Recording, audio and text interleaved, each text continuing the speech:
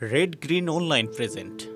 আজকে আরেকজন ছাত্র প্রতিষ্ঠা তার বিষয়ে বলে শেষ করবো। মাহবুব আলম দেখেছেন, আলমে আলম আজকে জাতিকে কিভাবে মলম লাগাচ্ছে, কখনো আপাততের বিরুদ্ধে, কখনো জামাতের বিরুদ্ধে, কখনো বিএনপির বিরুদ্ধে। আজকে বাংলাদেশে যে অনৈক্য সৃষ্টি হয়েছে এর মূল মাস্টার মাইন্ড হলো মাহবুব আলম। সে গণঅভ্যুত্থানের মাস্টার মাইন্ড না, সে নৈরাজ্য সৃষ্টি এবং অনৈক্যের মাস্টার মাইন্ড। আজকে সরকারের মুখপাত্র হয়েছে, তত্ত্বাবধায়ক মানে কি সরকারের মুখপাত্র? আমরা আগে বলেছি এই যে দুজন ছাত্র উপদেষ্টা রয়েছে তারা এখন এনসিপির নেতা। এনসিপি যে রাজনৈতিক দল গঠিত হয়েছে এখন আর ওই ছাত্রদেরকে নিরপেক্ষ বলা যায় না। আমরা তাদেরকে বলবো আপনারা অনতিবিলম্বে পদত্যাগ করে আনুষ্ঠানিকভাবে ওই এনসিপিতে যোগদান করেন। আপনারা যদি ক্ষমতায় থাকেন তাহলে আগামীতে আবার সুষ্ঠু নিরপেক্ষ নির্বাচন হবে না। আমরা হাসিনার সময় বলেছি হাসিনা ক্ষমতায় থাকলে সুষ্ঠু নির্বাচন হবে না। এখনো বলতে চাই এই দুজন ছাত্র উপদেষ্টা যদি সরকার থাকে তাহলে বাংলাদেশে কোনো আবার সুষ্ঠু নিরপেক্ষ নির্বাচন হবে না। সুতরাং আমি তাদেরকে আহ্বান রাখবো যে আপনারা পদত্যাগ করুন, পদত্যাগ করে সরকারের নিরপেক্ষতা নিশ্চিত করুন এবং আপনাদের নতুন দল এনসিপিতে যুক্ত হন। আমরাও সংগ্রাম করছি, আপনারাও মাঠে এসে সংগ্রাম করেন। নিয়োগ কেলেঙ্কারি কখনো শুনেছেন? ঘুষ বাণিজ্য কখনো চাঁদাবাজির গল্প শুনেছেন? মিডিয়ার ভাইরা চ্যালেঞ্জ করে বলছে কেউ যদি একটা চাঁদাবাজি প্রমাণ করতে পারেন রাজনীতি ছেড়ে দিব। কথা স্পষ্ট, আমরা রাজনীতি করি দেশের জনগণের জন্য, রাজনীতি করি এদেশের মানুষের জন্য। আমরা অন্যের হাত মেরে নিজেরা কোটিপতি হব সেই জন্য রাজনীতি করি না। অথচ এই যে জুলাই বিপ্লবে যারা সামনে থেকে নেতৃত্ব দিয়েছিল আমাদের ওই ছাত্র বন্ধুরা, আমি সারা বাংলাদেশের সকল সাধারণ ছাত্রদেরকে বলছি না, সামান্য কামধারী কিছু যাদের নাম পত্রপত্রিকায় উঠে আসতেছে, ওয়াসা কেলেঙ্কারি, বিশ্ববিদ্যালয়ের প্রভিসি কেলেঙ্কারি, এরকম বহু কেলেঙ্কারি, টেন্ডারবাজি, চাঁদাবাজি, হোয়াট ইজ দিস? আমরা কি এগুলো শুনতে চেয়েছিলাম নাকি শোনার জন্য আমরা প্রস্তুত ছিলাম? আমরা ছিলাম না।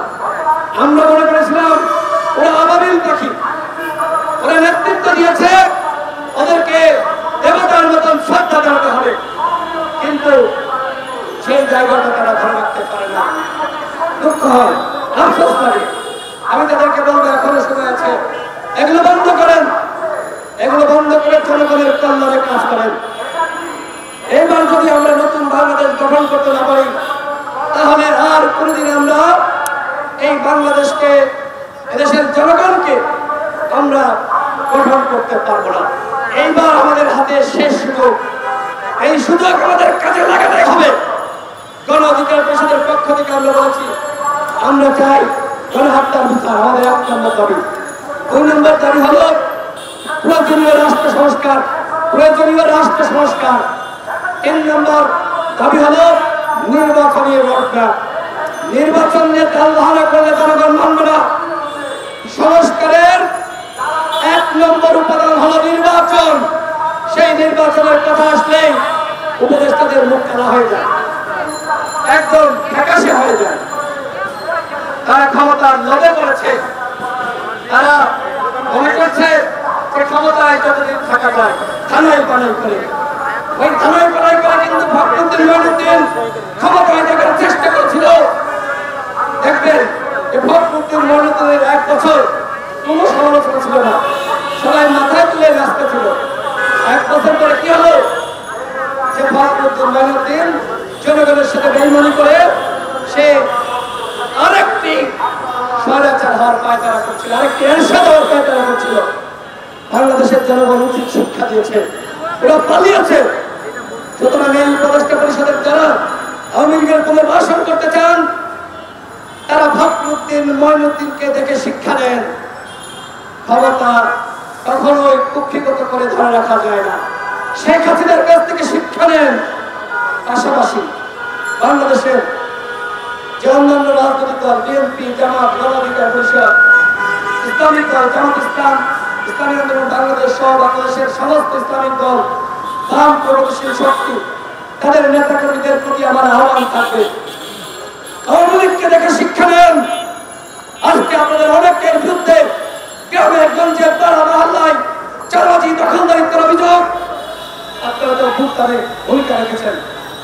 আপনারা তো এদেশের জনগণের কাছে মজদুর হিসেবে আপনারা স্বীকৃতি পেয়েছিলেন। সুতরাং আপনাদের নামে নামে চাঁদাবাজ দখলদার যুক্ত হোক, সেটি আমরা শুনতে চাই না। আমি আমাদের দল গণ অধিকার পরিষদের কথা বলেছি।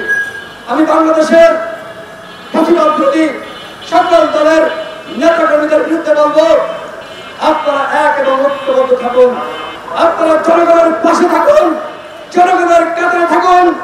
ওই আওয়ামী লীগের স্টাইলে যদি আমরা রাজনীতি করতে চাই, আমাদের পতন আওয়ামী লীগের পতন হবে। আমরা সেই ধরনের রাজনীতি বাংলাদেশে চাই না।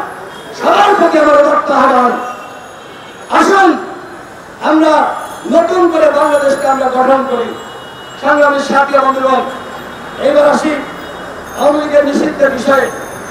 আমাদের উপদেষ্টা নাহিদ ইসলাম, এখন সাবেক উপদেষ্টা, এনসিপির আহ্বায়ক, তাকে আমরা কেন উপদেষ্টা বানিয়েছিলাম একটাই কারণ, যে তিনি জনগণের সাথে কমিটমেন্ট করেছিলেন, তিনি রাষ্ট্র সংস্কার করবেন, তিনি গণহত্যার বিচার করবেন, তিনি আওয়ামী লীগকে নিষিদ্ধ করবেন।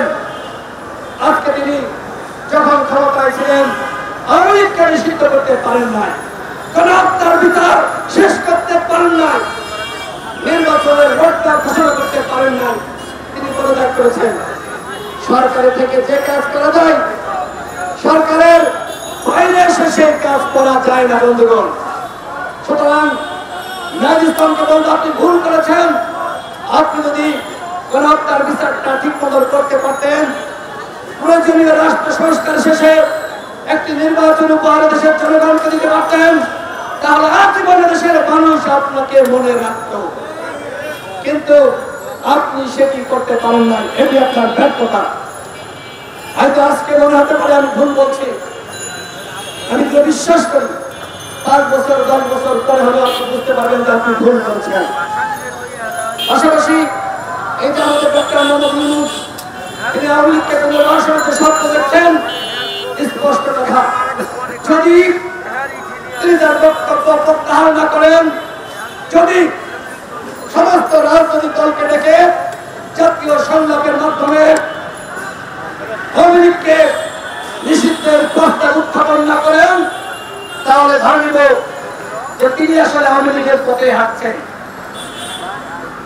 খুব সহজ, আওয়ামী লীগকে নিষিদ্ধ করা খুব সহজ। তিনি একটি জাতীয় সংলাপ ডাকবেন, সকল দল যাবে এবং সবার কাছ থেকে মতামত জানতে চাইবে যে তোমরা কি আওয়ামী লীগকে নিষিদ্ধ করতে চাও নাকি পুনর্বাসিত করতে চাও।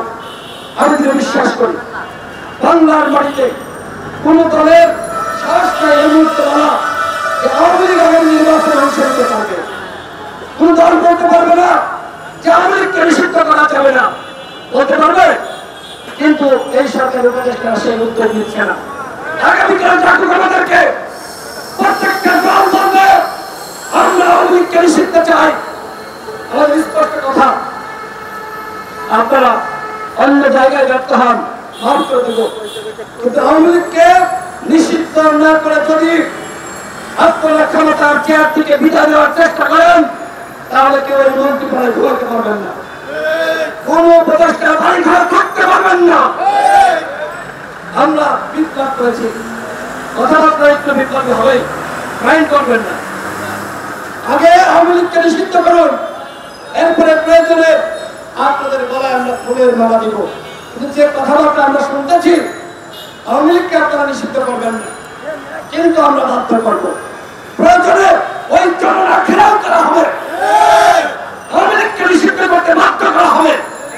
গণ অধিকার পরিষদ আওয়ামী লীগের বিরুদ্ধে লড়াই করে জন্ম নেওয়া দল।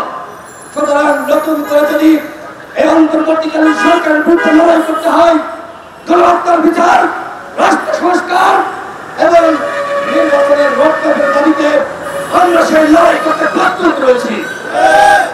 বন্ধুগণ, এই যে অভ্যুত্থানের পরেও এইভাবে প্রতিবাদ করতে হবে, এটি আসলে কখন মাথায় ছিল না। ভেবেছিলাম তার উপদেষ্টা পরিষদ জনগণের 5 বুথে কাজ করবে, কিন্তু কতটুকু আসলে 5 বুথে কাজ করছে আপনারা সকলে দেখেছেন। উপদেষ্টারা যদি আজকে রাস্তায় বেরোতো, একজন রিক্সা চালক, ভ্যান চালক তাদের কাছে জিজ্ঞেস করতো যে ভাই তুমি কি চাও, তুমি কেন আসো, এটি জিজ্ঞেস করলে কিন্তু তারা উত্তর পেয়ে যেত যে আসলে আমাদের কি করা দরকার। তারা কি করে, যে সচিবালয়ের পাশে ওই মন্ত্রীপাড়ার বাড়ি থেকে বের হয়, সচিবালয়ে ঢোকে, এরপরে বিকাল 5টায় আবার বাসায় গিয়ে চা নাস্তা খায়, আর আমরা এসে জীবন কাটাচ্ছে। তাদের দরকার ছিল গ্রামগঞ্জে যাওয়া, পাড়ার মহল্লায় যাওয়া, যে সেখানকার পরিস্থিতি কেমন। যদি আপনি জনবান্ধব সরকার হতেন তাহলে আপনি সেটি করতে পারতেন।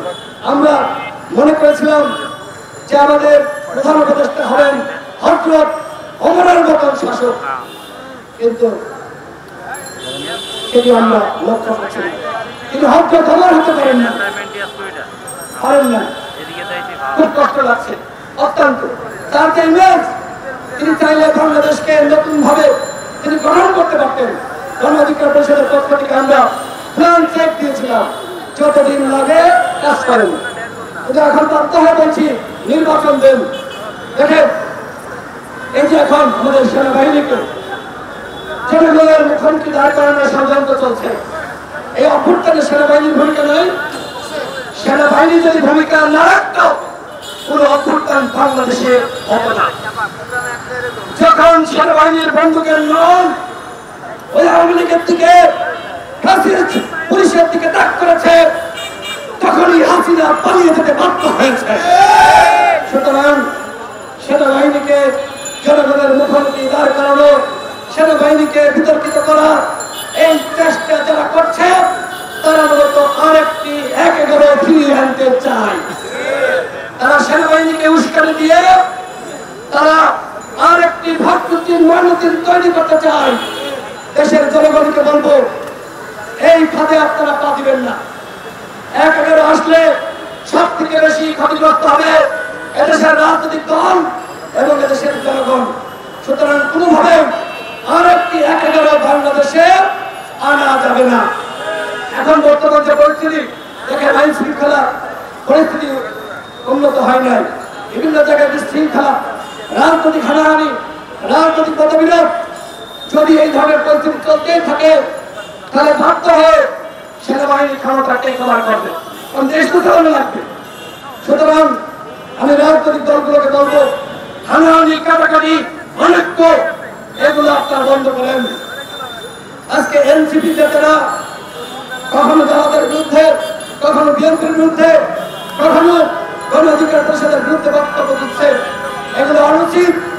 এখন সময় জাতীয় ঐক্যের, যেটি আমাদের হাবিবুর রহমান বলেছেন যে এখন একমাত্র কাজ হলো জাতীয় ঐক্য সৃষ্টি করা, সহযোগিতা চেষ্টা করা।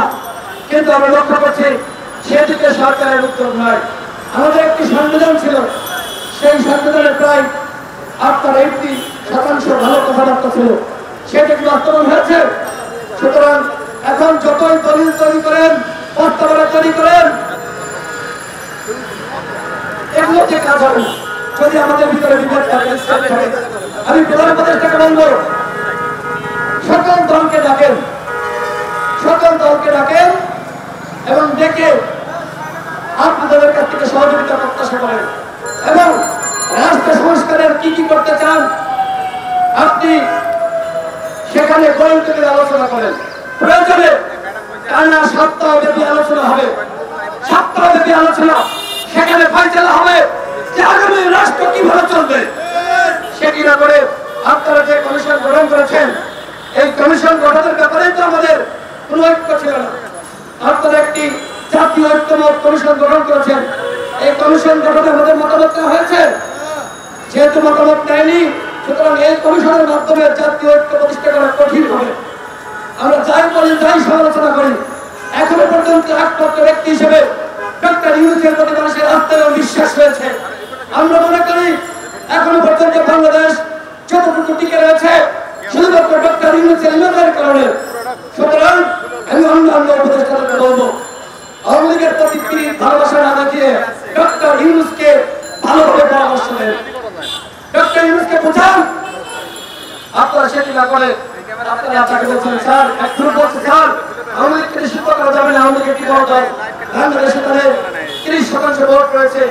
আরেক গ্রুপ বলছে স্যার আওয়ামী লীগকে নিষিদ্ধ না করলে পাবলিক থামাইতে পারবেন না। এই হচ্ছে এই বিভক্ত উপদেষ্টা পরিষদ। সুতরাং আমরা মনে করি যদি রাষ্ট্র সংস্কার করতে চান সবার আগে উপদেষ্টা পরিষদের সংস্কার করার লাগবে। ওই আমির মজুমদার ভারতীয় মতন আওয়ামী বেতনকে উপদেষ্টা পরিষদে রেখে রাষ্ট্র সংস্কার করতে পারবেন না। এখনো পর্যন্ত পুলিশের 1% আওয়ামী লীগের, এই সচিবালয় আওয়ামী লীগের ভাড়া, আওয়ামী লীগের সুবিধাভোগীরা ডিসি হয়েছে, এসপি হয়েছে, সচিব হয়েছে। আমাদের 3 জন ছাত্র উপদেষ্টা, আমরা মনে করেছিলাম যে তারা অন্তত এগুলো বন্ধ করবে, কিন্তু তাদের দপ্তরেও ওই আওয়ামী আমলের সুবিধাভোগী সচিবরা নিয়োগ পেয়েছে। দুঃখ লাগে। তখন দেখেন যে কোন ছাত্র উপদেষ্টা আওয়ামী লীগের দামিয়ানকে পাশে বসিয়ে প্রোগ্রাম করছে। তখন দেখেন আপনারা সাংবাদিক ভাইরা, আমি একদিন এই কথা বলে শেষ করবো। প্রেস ক্লাব থেকে বের হয়েছে একটি প্রোগ্রাম করে, আমার কাছে একজন সাংবাদিক দৌড়ে আসলেন দৈনিক ইনকামের। তিনি বললেন ভাই অমুক উপদেষ্টা, ছাত্র উপদেষ্টা, তার দপ্তরে আওয়ামী লীগের সুবিধাভোগী সচিব নিয়োগ পেয়েছে। পাশে 2 জন ডিজিএফ এর কর্মকর্তা দাঁড়িয়েছিল, তাদের একজনের বাসা ঝিনাইদহ। 2 জন আলাপ করছে, বলছে রাশেদের বাসা তো ঝিনাইদহ। আরেকজনকে বলছে আসলেন। আমি তখন ওই সাংবাদিককে বললাম আসেন, আপনার কাছে যে তথ্য আছে এই ডিজিএফ এর কর্মকর্তার কাছে নেই, আমার কাছে বলে লাভ নেই। তো এই হচ্ছে অবস্থা। এই বিশেষ প্রতিবেদনটি যদি আপনাদের ভালো লেগে থাকে অথবা উপকৃত হন তাহলে অবশ্যই এই চ্যানেলটি সাবস্ক্রাইব করুন এবং লাইক, কমেন্ট ও শেয়ার করে রেড গ্রিন অনলাইনের সাথেই থাকুন। Thanks to everyone, red green online.